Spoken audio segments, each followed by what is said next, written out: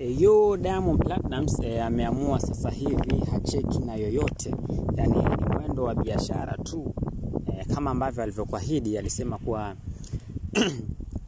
anataka kuwa tajiri namba 1 wa dunia, aweze kumpita Elon Musk yule. Sasa hivi swala hili nadhani Diamond Platnumz analifanyia kazi, sababu ukiangalia sasa hivi sio mwanamuziki tu bali ni mfanyabiashara pia, kwa sababu mara kwanza alituletea karanga zikawa zinaitwa Diamond karanga. Sasa hivi ziko nyingi sana sokoni. Akaja na bidhaa nyingine akatwambia amefungua Wasafi Bet, na kweli akafungua Wasafi Bet mpaka sasa inazidi kufanya vizuri.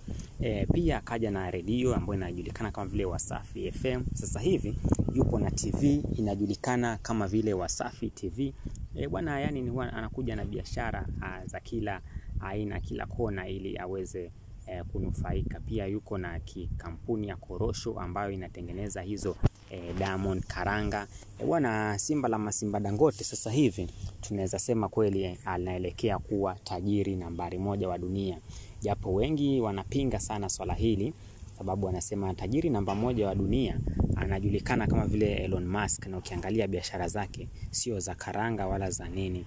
Elon Musk biashara zake anamiliki Tesla ambayo ndo Cybertruck zile gari, alafu pia yuko na rocket na anamiliki mambo mengi sana. Lakini Diamond Platnumz mambo yake ni kampuni ya korosho tu, Wasafi Bet, Wasafi FM, Wasafi TV. Sasa watu wakilinganisha wanasema kwamba basi Diamond Platnumz hawezi kuwa tajiri nambari 1 wa biashara zake hizi anazozifanya. Lakini Diamond Platnumz mwenyewe anasema kwamba ipo siku watu hawa watazidi kumkubali tu, anazidi kupambana. Sasa hivi amekuja na bidhaa nyingine, sio bidhaa eti ambayo ni kigeni kwako, bali ni bidhaa inajulikana ni sabuni tu, lakini ipo na lebo na inajulikana kama vile Wasafi Soap. Yani ni sabuni ya Wasafi. Ya Wasafi ni jina tu, lakini ni sabuni kama zingine, ukioga unang'ara tu. Mambo ya Diamond Platnumz haya. Sasa hivi vijana wa Hofu wamesema ni mwendo wa kupiga punyeto na sabuni hizi za Diamond Platnumz, lakini hilo sio jambo geni kwa watu ambao wamezoea kupiga nyeto na sabuni. Nadhani ni mwendelezo kwao, lakini Diamond Platnumz amekuja na jambo lake, na sasa hivi sabuni zipo zinapatikana sokoni, hadi duka la Mange Kimambi ukienda bwana utazikuta sabuni hizi za Wasafi. So pia katika kuzindua sabuni hizi Zuchu mwenyewe aliweza kuzichukua na kuzibrand na kuzimarket. Waliosema Zuchu na Diamond hawelewani, basi mmeumbuka, sababu Zuchu ndio kama ambassador wa hizi sabuni. Bwana, kama unahisi ya kwamba ni kweli kabisa Diamond Platnumz kwa namna hii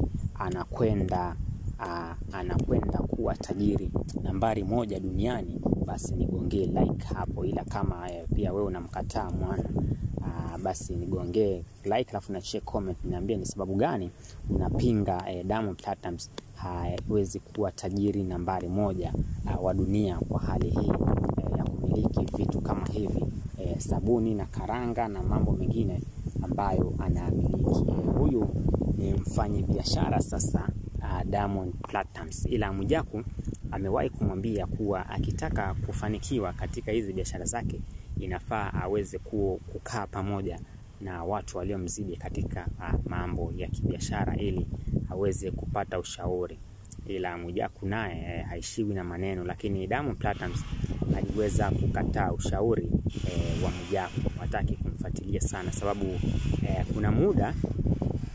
kuna muda Mwijaku huwa anamponda sana Diamond Platnumz. Sasa hivi basi Diamond Platnumz hataki kabisa kujihusisha na mambo ya Mwijaku. Kwa hivyo kama Mwijaku anamshauri, basi ushauri wake huo ni bure kabisa.